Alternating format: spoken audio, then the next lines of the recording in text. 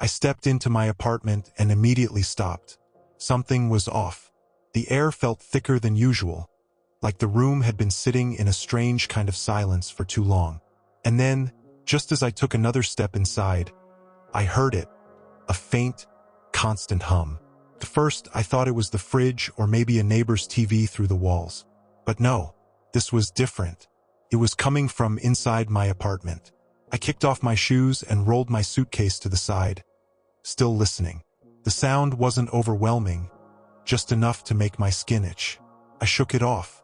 Probably some electrical issue. It had been almost 2 weeks since I was last home. Things get weird when a place is left alone for too long. I moved into the kitchen, grabbed a glass from the cabinet, and filled it with water. As I took a sip, something caught my eye near the window. A bug. No, not just a bug. A massive wasp, its body thick and menacing, its wings twitching against the glass. I exhaled sharply and set the glass down. Gross, but nothing to panic about. A few wasps get inside every summer. I grabbed a rolled-up magazine and approached it. Then I noticed another one, and another. 3 of them, all pressed against the glass, crawling lazily like they were drunk. I frowned. That wasn't normal. I'd never seen wasps this big before, at least not in the city. Swatting them was easy, 1 hit each and they dropped. Their bodies hit the windowsill with a dull tap, legs curling up in death. I grabbed a tissue to scoop them up, but as I got closer, I really looked at them for the first time. Their bodies weren't just big. They were wrong. The yellow wasn't as bright as a regular wasp, and their legs were too thick.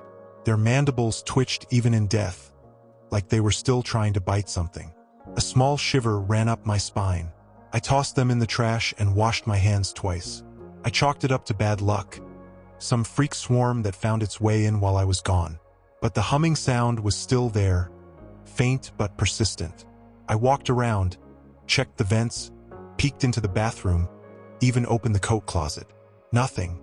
After a while, I stopped noticing it.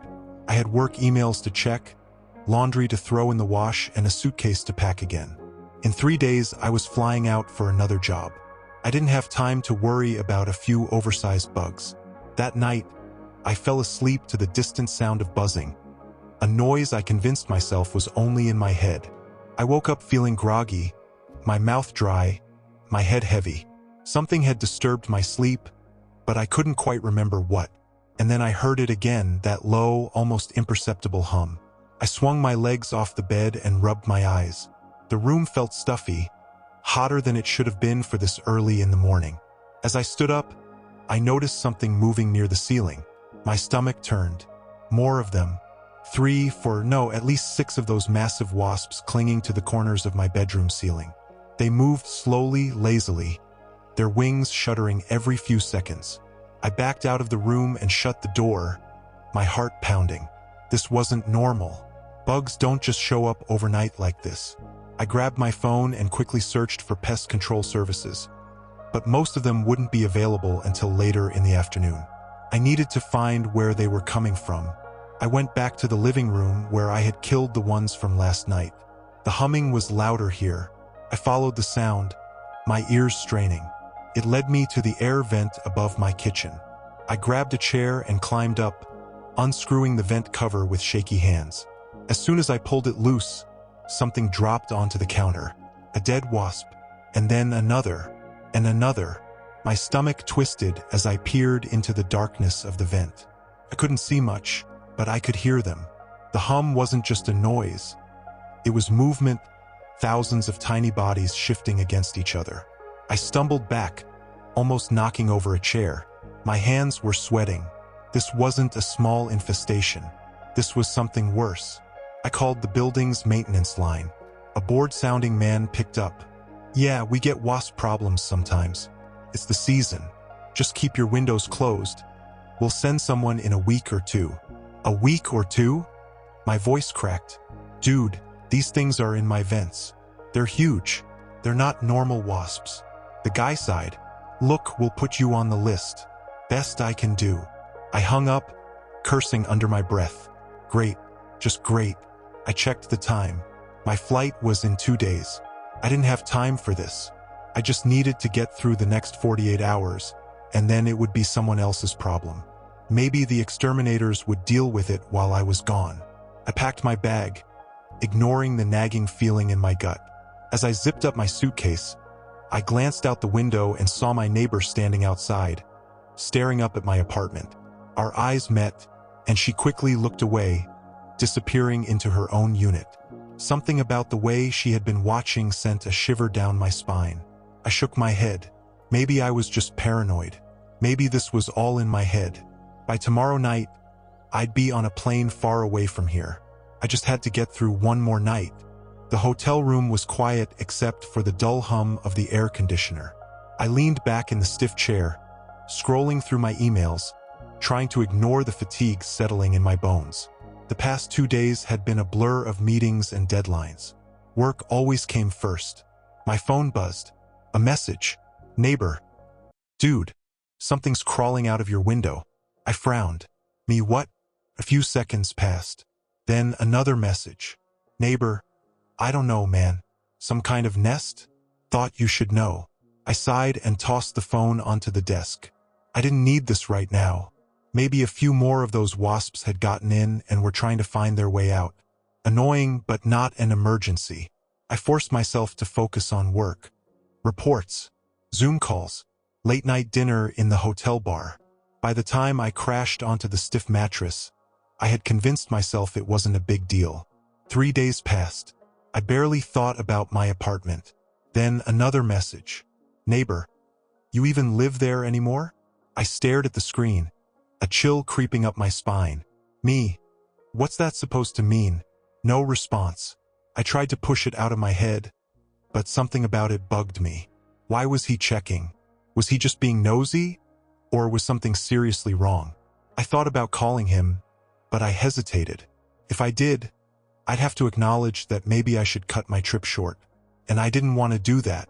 My job paid well because I stayed focused, because I didn't let distractions pull me away. Could wait. At least that's what I told myself.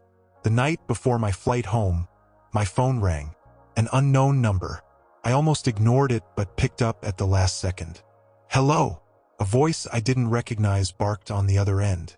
You the tenant in apartment 5C? Who's asking? The landlord. I sat up straight. Yeah. What's going on? What the hell did you do to the place? My stomach dropped. What are you talking about? The neighbors have been calling me nonstop. There's some kind of infestation. I had a guy check the hallway vents, and now he won't go back inside.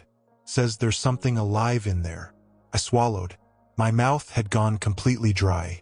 Listen, I said, forcing my voice to stay calm. I've been out of town. I don't know what's happening, but I'll be back tomorrow. Silence. Then a low exhale. You better handle it. The line went dead. I sat there, the phone still pressed to my ear, heart pounding in my chest. Something was wrong, very wrong, and I had no idea what I was walking into.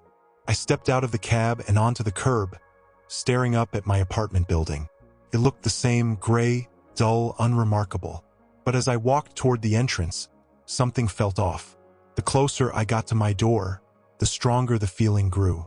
A strange smell lingered in the air, thick and acrid, like something was rotting just out of sight. My stomach twisted. Then I saw it. Dark stains smeared across my apartment door, as if something had been dragged against it. I hesitated, reaching out, and the second my fingers brushed the handle, I felt the vibration.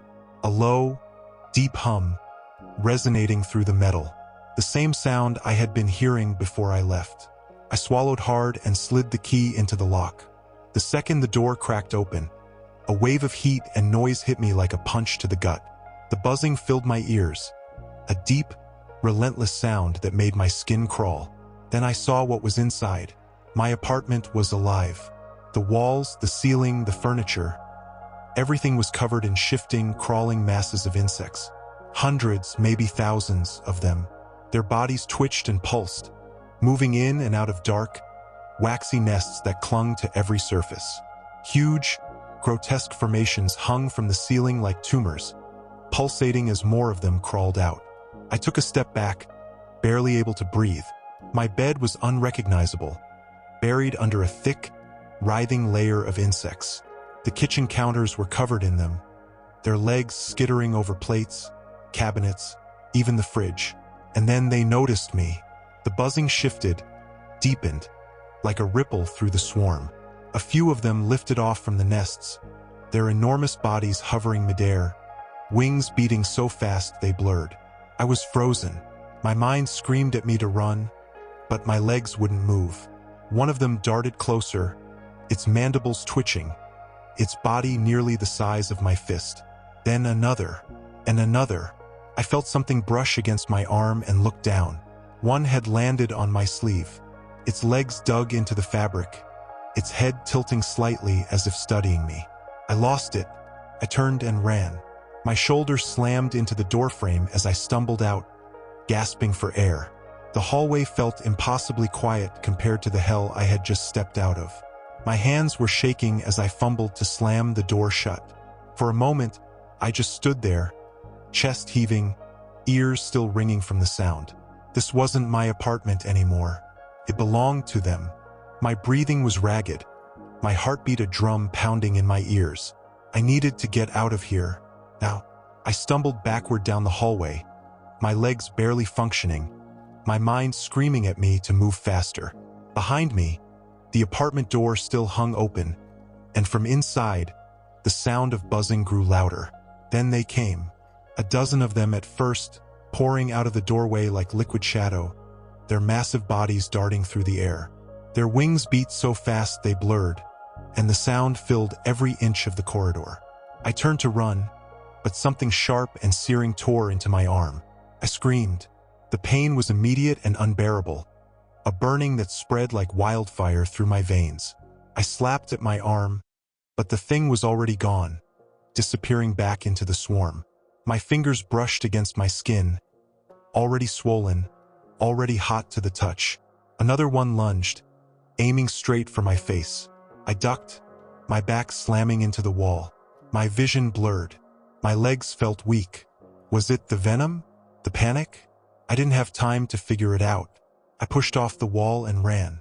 The hallway stretched in front of me like a tunnel, my footsteps uneven, my breath coming in short, ragged gasps. I reached the stairwell, practically throwing myself down the steps. My foot caught on the edge of a step, and for a brief, horrifying second, I thought I was going to fall headfirst. But I managed to catch myself, barely, and kept going.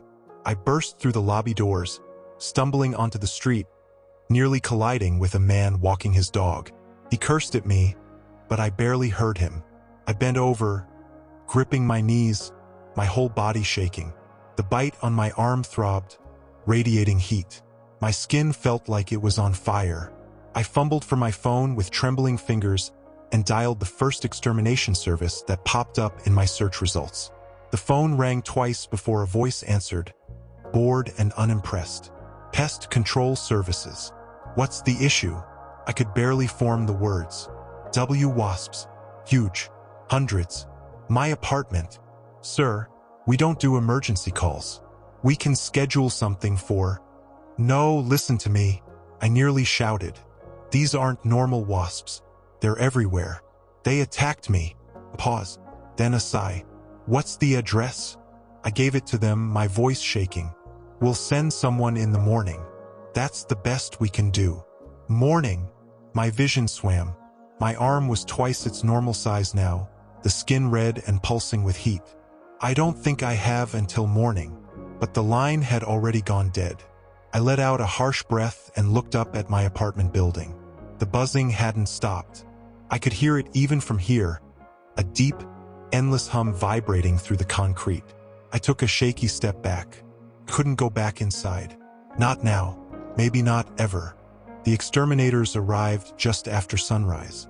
3 of them, dressed in thick protective suits, their faces hidden behind mesh-covered helmets. They stepped out of their truck, carrying heavy equipment, their movements slow, hesitant. I stood at the curb, my arms still throbbing from the sting, my entire body exhausted. I barely slept, couldn't. The buzzing never stopped. Even now, I swore I could feel it vibrating through my skull. One of the exterminators, a tall guy with a deep voice, glanced up at my apartment building. His face was unreadable behind the mask, but when he finally spoke, his tone was grim. "This is bad. No shit." Another guy, shorter, older, whistled low. "Biggest nest I've ever seen." That sent a chill down my spine. I watched as they unrolled hoses, attached canisters filled with some kind of pesticide, and double-checked their gear. Their movements were precise, professional. They'd done this before, but something in their body language told me this wasn't just another routine job. They entered the building, and I followed them up the stairs. The second we reached my floor, the lead exterminator froze. The hallway was different now. The buzzing was deafening, like standing beneath a power line during a thunderstorm. The air felt alive. And then I saw it. Thick, waxy formations spreading beyond my doorframe, creeping up the hallway walls like a tumor. The nest was expanding. The older exterminator muttered something under his breath. He wasn't smiling anymore. "All right," the lead guy said. "We go in full coverage. We spray the pesticide, cut off any escape routes, and we suffocate them." They nodded, then moved forward, pushing open my apartment door. Hell broke loose. The moment they stepped inside, the swarm reacted. Hundreds, no thousands, of giant wasps erupted from the nest, flooding the room like a living storm. The exterminators didn't even have time to raise their sprayers before the first stings landed. One of them screamed. I stumbled backward, barely dodging as a mass of them shot out into the hallway. The exterminators fired their chemicals, white clouds filling the air, but it wasn't enough. They were everywhere. Then I heard it. Someone yelling down the hallway. A neighbor, an older woman. She had opened her door, trying to see what was going on. "Close your door," I shouted, but it was too late. The swarm turned on her. Chaos, screams, people running, more doors opening. The hallway became a war zone. And then, gas lines. One of the exterminators shouted. "They're near the gas." A spark, a burst of flame, a flash of white-hot heat. The explosion rocked the building. The force knocked me off my feet, my ears ringing, my vision swimming. Smoke and fire burst from my apartment, swallowing everything in an instant. I coughed, struggling to my feet, watching as flames consumed my home. The nest, the wasps, everything, gone. I should have felt relieved, but all I could hear was the buzzing, still echoing in my head. I stood across the street, watching my apartment burn. Flames licked at the shattered windows, thick black smoke curling into the morning sky. The sirens wailed, red and blue lights flashing off the wet pavement as firefighters battled the blaze. The smell of burning plastic, wood, and something worse, something sickly sweet, hung heavy in the air. My home was gone, not just ruined, not just damaged, gone. I should have felt something, grief, anger, relief, but all I could focus on was the faint buzzing still echoing in my skull. My arm throbbed where I'd been stung, the skin swollen and red. A medic had wrapped it in a bandage, given me something for the pain, but it hadn't helped. Not really. I barely registered when a man in a heavy jacket walked up beside me. "Are you the tenant?" His voice was gruff, matter-of-fact. I nodded. He flipped open a notepad. "Fire department found something in there. Said it wasn't a standard infestation. Said you should probably talk to an expert." He gestured toward a second man standing near one of the fire trucks. Older, wiry, with sharp eyes that studied me like I was an experiment gone wrong. He wore a jacket with a pest control logo on the sleeve. I followed him to the curb, my steps slow, unsteady. "You travel a lot?" he asked, not bothering with introductions. "Yeah," I muttered. "For work." He nodded like he already knew the answer. "We've seen this before. Not often, but it happens." I frowned. "Seen what?" He sighed, rubbing a hand over his face. "Tropical hornets. Non-native. Highly aggressive. If even one pregnant queen hitches a ride in someone's luggage, well, you see what happens." My stomach turned. "You're saying?" "I brought them here." He didn't answer. He didn't have to. I thought back to my last trip. The humid air, the dense forests, the open-air markets. I had packed my bag in a rush, left it sitting outside my hotel room for hours. Had they been in there the whole time? Hidden between my clothes? Waiting? Normally, they wouldn't survive, the expert continued. Different climate, different ecosystem. But inside a warm, enclosed space like an apartment, they adapt. I swallowed hard, my throat dry. I had done this, not on purpose, not knowingly, but it didn't matter. My carelessness, my routine travel, my assumption that I could just go place to place without consequence. It had cost me everything.